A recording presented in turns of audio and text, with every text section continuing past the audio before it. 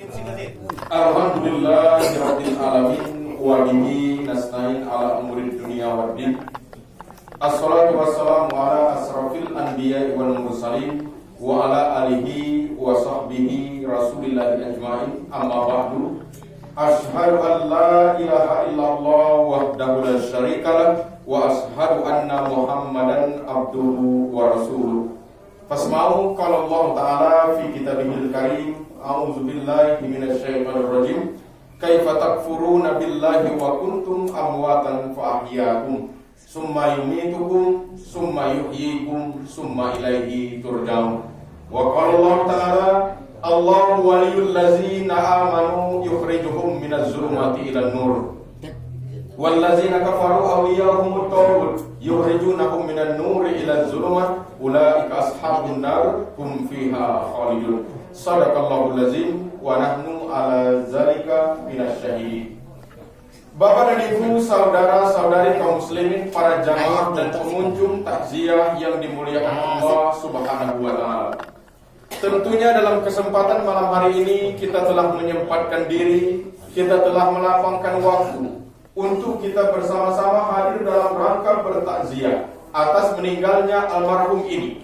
Tentu tidak lain tujuan dan harapan kita bersama, melainkan dengan kehadiran kita di rumah duka ini kemudian mengadakan berupa amalan-amalan, baik itu bacaan surah Yasin, tahlil, tahmid dan tahdim, kemudian amalan-amalan yang lainnya juga. Tujuan utama kita dengan amalan ini, Bapak dan Ibu, kita berdoa kepada Allah Subhanahu wa taala dari segenap hati kita yang putih dengan menengadahkan tangan. Harapan terbesar kita semoga almarhum yang telah meninggalkan kita ini, semoga segala hilaf beliau tentunya selama hidup di dunia, baik itu berupa perkataan, perbuatan dan tingkah laku beliau selama hidup, semoga diampuni oleh Allah Subhanahu wa taala.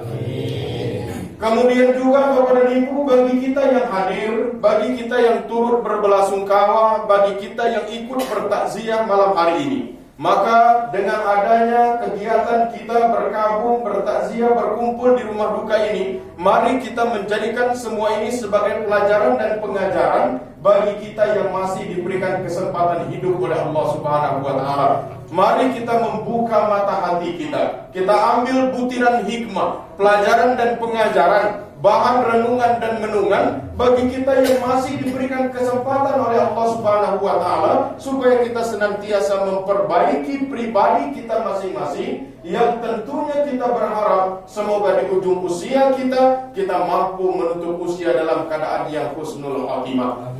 Amin. Maka oleh karena itu Bapak dan Ibu, sadar kita malam hari ini kita dalam suasana bertakziah, kita dalam keadaan berkabung, kita dalam suasana duka. Akan tetapi puji dan syukur tentunya jangan sampai kita lewatkan, karena sesungguhnya dengan kita banyak bersyukur kepada Allah Subhanahu wa taala, niscaya tenang jiwa kita ini. Dengan kita banyak bersyukur kepada Allah, semoga luas cara pandang kita dalam kehidupan dunia.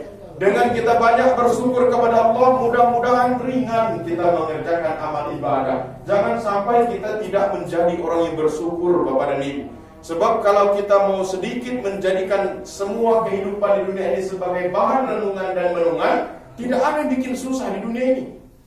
Tidak ada yang bikin susah, Bapak dan Ibu.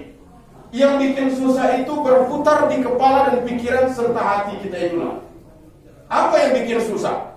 Ada orang meninggal istrinya, tentu sedih, wajar Bapak dan Ibu. Tapi sampai menciptakan penderitaan tidak wajar. Meninggal suaminya, lalu istrinya meratap sejadi-jadinya seakan tidak menerima takdir, tidak bisa. Sedih wajar, berduka wajar, menangis wajar. Tapi sampai menciptakan derita dalam diri, itu tidak wajar Bapak dan Ibu. Kenapa? Karena kadang-kala kita lupa bahwa dulunya memang kita ini sendiri. Tidak ada orang lahir serempak di dunia ini. Ada jarak sekembar-kembar orang, ada jaraknya. Paling-paling 1 menit, beberapa puluh detik jarak. Tidak ada orang lahir serempak. Dan kita lahir ke dunia sendiri. Allah memberikan fasilitas yang banyak. Allah membuat tulang belulang kita menjadi kuat. Allah membuat panca indera kita berfungsi. Allah memberikan kita berupa rezeki. Kemudian yang laki-laki Allah berikan pasangan seorang wanita, yang wanita Allah berikan pasangan seorang laki-laki, memiliki keturunan yang banyak, memiliki harta benda, pangkat, jabatan. Lalu kalau Allah ambil satu persatu apa yang ada di sekitar kita, apakah pantas kita untuk menolak ini? Kaum muslimin dimuliakan Allah. Orang yang bersyukur sampai kepada hal semacam ini pembahasannya, sehingga mengantarkan dia selamat dunia dan selamat di akhirat nantinya. Begitu pula salawat dan salam tentunya kita aturkan juga kepada junjungan alam Habibina Karim Rasulullah Sallallahu Alaihi Wasallam. Banyak-banyaklah kita berselawat kepada beliau. Semoga nanti di hari berbangkit Rasulullah memberikan syafaatnya terhadap kita. Tentu saja yang saya hormati dan yang saya muliakan, seluruh perangkat pemerintahan yang sempat hadir pada malam hari ini tidak kita sebutkan satu persatu. Kemudian bapak-bapak pengurus syarak, tentunya imam, khatib, bilal beserta garim, tokoh masyarakat, alim ulama, cerdik pandai, tokoh adat, sesepuh adat. Tentulah tua kita tidak himbaukan gelar, dan muda tidak pula kita sebutkan nama. Ramai kita bertakziah malam hari ini dengan tujuan semoga Allah menjadikan makam almarhum yang telah meninggalkan kita ini menjadi salah satu dari taman-taman surganya Allah Subhanahu wa Ta'ala. Lalu Bapak dan Ibu, tentu saja pembicaraan kita malam hari ini berkaitan dengan orang meninggal dunia. Sebab acara takziah sudah pasti orang meninggal dunia. Tidak boleh bertakziah kalau orang tidak meninggal dunia. Kita tidak boleh bertakziah orang sakit, Pak. Ada orang sakit sudah 2 minggu tidak bisa keluar rumah. Lalu kita datang ke rumahnya berbondong-bondong, bawa yasin, kita baca tahlil. Tentu tidak, Bapak dan Ibu. Yang namanya takziah sudah terbesit di pikiran kita, oh ini orang meninggal ini. Kita hadir di rumah duka, kemudian kita melaksanakan berupa amalan-amalan, kemudian kita berdoa kepada Allah dengan harapan semoga mendapatkan ampunan dari Allah orang yang telah meninggalkan kita semuanya. Lalu kemudian Bapak dan Ibu, bagi kita yang hadir mengambil butiran hikmah ini. Maka berkaitan dengan acara takziah tidak jauh pembicaraannya kecuali berkaitan dengan orang yang meninggal dunia. Dan meninggal dunia ini Bapak dan Ibu satu-satunya yang paling ditakuti oleh makhluk hidup. Tidak ada orang berani mati karena kodrat diciptakan Allah. Yang hidup takut mati. Ini kodratnya Bapak dan Ibu. Maka tidak ada orang yang berani mati Bapak dan Ibu. Dongeng saja orang berani mengatakan mati. Cuma ucapan saja mengatakan mati. Kan ada sebagian orang itu kan dia merasa hebat, berani mati itu nasa saya gerak dawe preman renede ya kan cuaca saben mati itu. Kadang menepuk dada dia katakan dia tidak takut mati karena belum kena sakaratul maut Bapak dan Ibu. Mana ada orang berani mati? Tidak ada orang berani mati karena kodrat diciptakan Allah yang hidup takut dengan kematian. Semuanya Bapak dan Ibu. Dari mana contoh dan dalil? Kita cari perumpamaan yang mudah dan gampang kita cerna. Di Republik Indonesia ini kurang lebih penduduknya 277 juta jumlahnya. Kendaraan lebih kurang jumlahnya 200 juta, 240 jutaan lah. Mobil, motor, dan lain sebagainya, kendaraan. Dan semua, khususnya kendaraan yang bermesin, tidak ada satupun yang tidak pakai rem. Boleh dicek itu. Mulai dari motor ke kebun, mobil orang ke ladang, mulai seluruh kendaraan yang ada, semua pakai rem. Kenapa dia pakai rem? Jawabannya simpel, karena takut mati. Kalau dia memang berani mati, lepaskan rem. Bawa mobil dengan kecepatan penuh, injak gasnya. Saya yakin dan sangat percaya bisa jadi malam besok takziah malam pertama kita di rumah orang itu. Artinya kalau orang takut mati. Apalagi kita ke hutan, ketemu harimau dan lain sebagainya, orang lari. Kenapa dia lari? Takut mati. Tapi ada yang lebih aneh lagi Bapak dan Ibu. Semua orang merasakan adanya ketakutan dengan kematian. Dan dia tahu dia bakal meninggal, bakal mati. Tapi tidak semua mempersiapkan bekal tentang ini. Ini aneh Bapak dan Ibu. Aneh. Padahal kita yakin kita bakal meninggal dunia. Tidak ada yang bisa lari dari maut Bapak dan Ibu. Makanya innal insana najah huwa man zikrul maut. Orang yang paling sukses di dunia adalah orang yang mau mengingat mati. Kita semua bakal meninggal dunia. Yang wanita meninggal dunia, yang bapak-bapak meninggal dunia, laki-laki meninggal dunia. Yang baik meninggal dunia, yang jahat meninggal dunia, para pejabat meninggal dunia, orang pergadul meninggal dunia. Semua kepastian ini bakal menemui kita masing-masing. Maka oleh karena itu, dengan kita hadir bertakziah ini, Bapak dan Ibu, pertama tujuan kita mendoakan orang meninggal dunia. Berikutnya bagi kita yang hadir, ambil pelajaran. Lakukan perubahan-perubahan pada diri. Kalau selama ini mungkin jarang sholat, berangsur-angsurlah sholat. Kalau selama ini bulan puasa mungkin dia tidak peduli dengan puasa, ya beribadah puasa. Kalau selama ini mungkin hidupnya tidak jelas, ujung pangkalnya cetau lagi kawan hidup, pergi ke hilir, pergi ke mudi, tidak jelas, maka berikutnya sadar diri. Dari mana kita menyadarkan diri kita? Dengan cara mengingat mati. Karena apa Bapak dan Ibu? Inilah nasihat yang paling ampuh. Makanya jangan sampai tidak mau hadir takziah Bapak dan Ibu. Hadir takziah. Ada sebagian orang itu tidak mau takziah. Ada sekarang Bapak dan Ibu. Macam-macam dalil dia keluarkan. Oh, takziah ini bid'ah. Baca Yasin masuk neraka. Baca tahlil masuk neraka. Tidak boleh kita takziah. Tidak boleh berkumpul di tempat orang meninggal dunia. Haram. Baca Yasin bersama-sama haram. Berdoa bersama-sama haram. Yang aneh dari kelompok makhluk segelintir ini, yang orang baca Yasin dia gempur habis-habisan, orang maksiat dia diam. Mana berani dia ngomong maksiat? Saya sudah berapa kali bertemu dengan orang begini. Giliran orang Yasin meradang dia. Dia katakan Yasin ini bid'ah, neraka ini. Banyak orang-orang melaksanakan perbuatan-perbuatan bid'ah, neraka. Kumpul di rumah orang meninggal baca Yasin tidak boleh. Lalu saya ajak sama dia, besok kamu ikut dengan saya ceramah, kata saya. Kita pergi ke tempat-tempat yang paling mengerikan dan dianggap ganas itu. Coba kamu sebutkan, jangan masalah Yasin di situ. Sebutkan masalah togel, masalah ngadu ayam, masalah orang yang tidak jelas kehidupannya itu, merampok, begal, maling, pencuri. Ini yang perlu diwaspadai. Bukan orang baca Yasin, Bapak dan Ibu. Kan bolong, tuan model tuan baca Yasin si renyeng.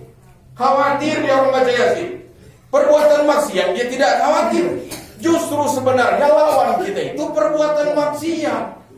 Kaum muslimin dimuliakan Allah Subhanahu wa taala, maka jangan sampai tidak mau hadir takziah kecuali ada alasan yang tepat. Jarak kita jauh, ada saudara kita atau sanak kita meninggal dunia, mungkin di Sulawesi Tenggara misalnya.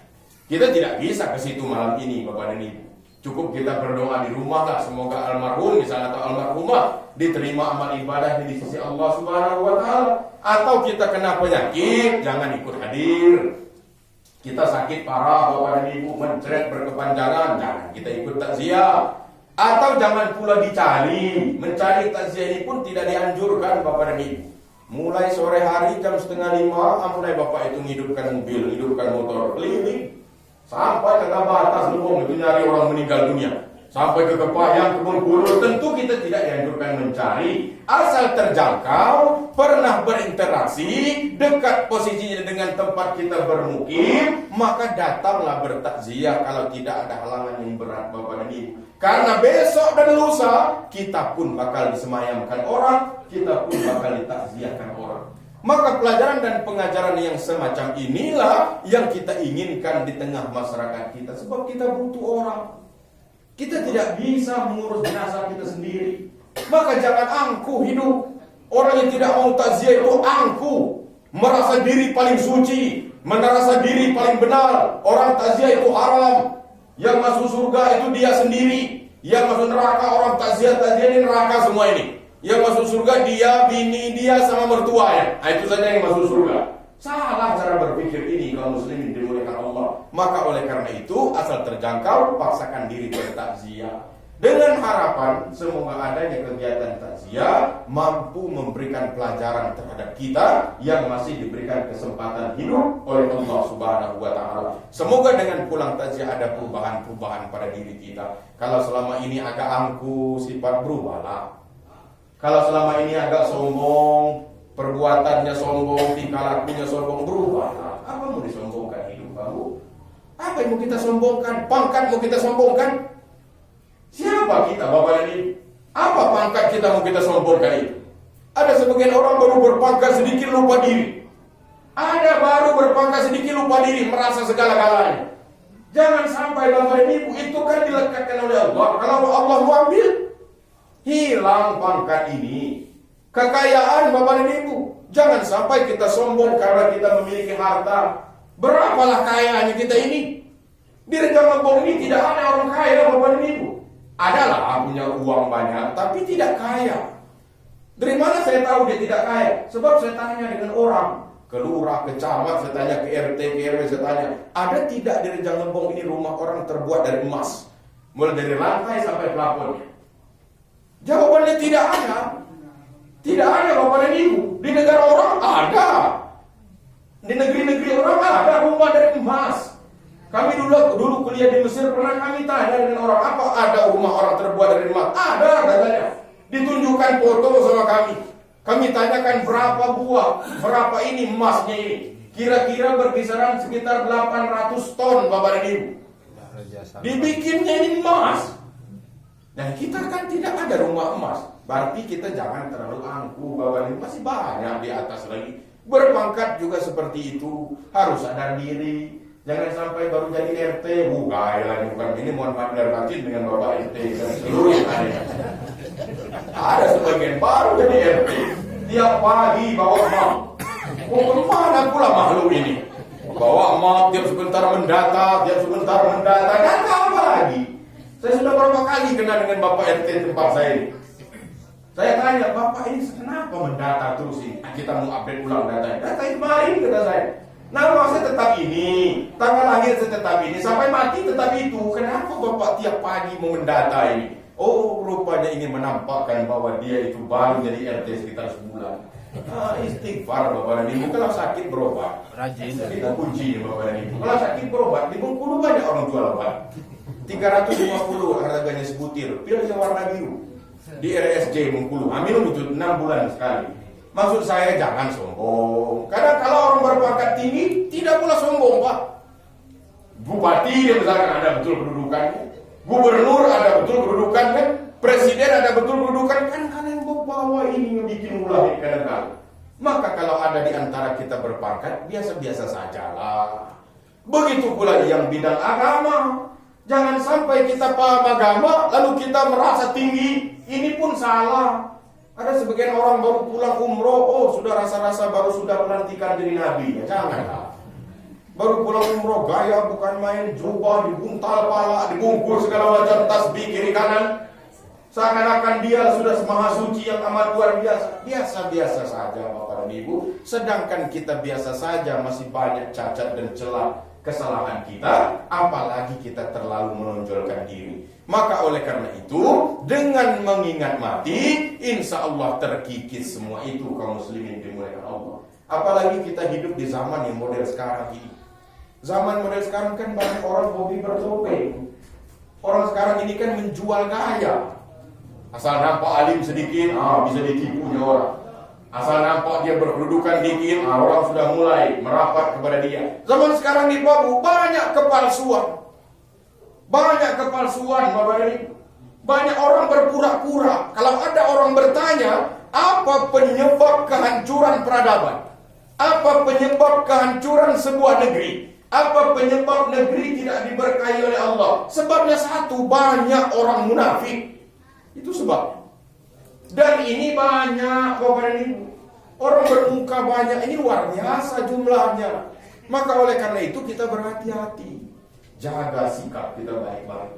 Apalagi kita berbicara umat muslim, kita orang Islam. Kita umat Islam sekarang Bapak dan Ibu, saya perhatikan Tuhannya sudah dua. Bukan satu lagi. Tuhan pertamanya Allah, Tuhan keduanya uang. Ini mau kita katakan tidak, tapi ini berlaku Bapak dan Ibu. Coba kita cek dalam kehidupan seharian. Setahu saya, jadi imam yang belum ada uang pendaftaran. Tapi tidak tahu lah besok-besok. Jadi imam belum sekarang ini. Jadi imam belum pasang baliho, belum saya. Tapi kita tidak tahu 10 tahun kemudian. Ada 7 kandidat mau jadi imam. Bikin baliho dulu, nomor urut sekian-sekian. Pergi ke rumah orang satu-satu. Bawa rokok topa sebungkus, pergi ke rumah orang. Bawa gula pasir dan lain sebagainya. Bisa jadi 15 tahun kemudian. Sebab orang yang menyogok tentang musabakah tilawatul Quran pun sudah ada hari ini Bapak dan Ibu. Kan sudah luar biasa maksud saya. Agama, syariat, masjid banyak. Suara azan berkumandang di mana-mana, tapi banyak yang memupuk kepalsuan di dalamnya. Dari mana letak kepalsuannya? Coba cek. Kalau dia jadi pengurus masjid, dia rajin, ketika dia tukar, lihat sikapnya. Kalau dia hilang dari masjid, ini termasuk salah satu yang saya sebutkan tadi. Masuk Bapak dan Ibu. Dan ini banyak realitas begini. Ketika jadi khatib bukan main alimnya. Mau hujan, mau gempa bumi, mau meletus gunung, tidak peduli. Yang penting dia ke masjid. Tapi ketika ditukar, rapat masyarakat, dijelaskan sama bapak lurahnya, lalu kemudian ditukar jadi khatib, hilang dia. Ada Bapak dan Ibu orang model begini. Apa kerjanya sekarang? Nyambung ayam, pasangnya tato gambar ayam di leher. Mantan khatib. Ada. Jadi maksud saya, kaum muslimin dimuliakan Allah, betapa banyak orang berpura-pura di dunia ini. Dan kepura-puraan inilah yang membuat kita sulit mendapatkan keberkahan dari Allah Subhanahu wa taala kalau tidak hati-hati. Dengan cara apa menghentikannya? Dengan cara mengingat mati. Kalau kita ingat mati, kita tidak pura-pura. Pergi bertakziah ikhlas, pergi kita ke masjid ikhlas, bukan ingin dipuji orang. Pergi kita beribadah ikhlas, kita nyumbang ikhlas. Karena orang sekarang sedekah pakai foto-foto dulu. Saya sudah perhatikan Bapak dan Ibu, orang sedekah diam-diam itu paling hebat di bawah 500.000. Diam-diam masuk hamba Allah. Kalau sudah banyak sedikit, mana ada orang tidak mendokumentasi Bapak dan Ibu. Beri bantuan 30 juta ke musola ini misalnya, langsung foto dulu, perangkat-perangkatnya foto dulu. Kenapa? Meskipun tidak berdosa ini boleh menampakkan ketika kita bersedekah, tapi maksud saya kaum muslimin dimuliakan Allah, betapa sedikit orang yang tulus di zaman ini. Maka mudah-mudahan bagi kita yang masih diberikan kesempatan hidup, mari kita rubah perilaku dan tingkah laku. Belum lagi zaman sekarang Bapak dan Ibu, coba kita lihat pergerakan umat muslim. Mulai dari wanitanya, laki-laki, lihat perbedaannya. Dari tahun 60 sampai sekarang, tahun 60, 70, 80, 90, tahun 2000 sekarang jauh berubahnya. Belum sampai 100 tahun, sudah luar biasa perubahannya. Dulu Bapak dan Ibu tidak semeriah ini bunyi masjid azan. Zaman dulu jarang adalah azan-azan orang paling Jumat, azan di masjid itu. Mungkin ada juga sekali-sekali yang ibu-ibu, coba cari yang bapak-bapak yang suka buka HP, cari di Google. Ibu-ibu, kita tidak bicara di tempat lain. Ibu-ibu Rejang Lebong tahun 50. Coba cek, satu pun tak ada yang pakai jilbab. Tidak ada satu pun. Mungkin ibu yang ada usia 70 masih ingat itu. Tahun 80, mana ada orang pakai jilbab. Hari ini Bapak dan Ibu, orang yang tidak berjilbab yang sulit dicari. Sulit dicari. Mulai dari TK sampai perguruan tinggi, sampai ibu-ibu berjilbab semua. Tapi kenapa hari ini lebih banyak kasus dibanding dulu? Berarti iman rapuh Bapak dan Ibu. Soal jilbabnya bagus, kita dukung. Syariat Islam meningkat Bapak dan Ibu. Soal pakaian muslimahnya kita dukung. Berarti pakaian muslimah meningkat. Tapi juga kaum muslimin dimuliakan Allah, sembari juga memperbaiki perilaku dan tingkah laku di tengah masyarakat. Ada sebagian ibu-ibu pengajian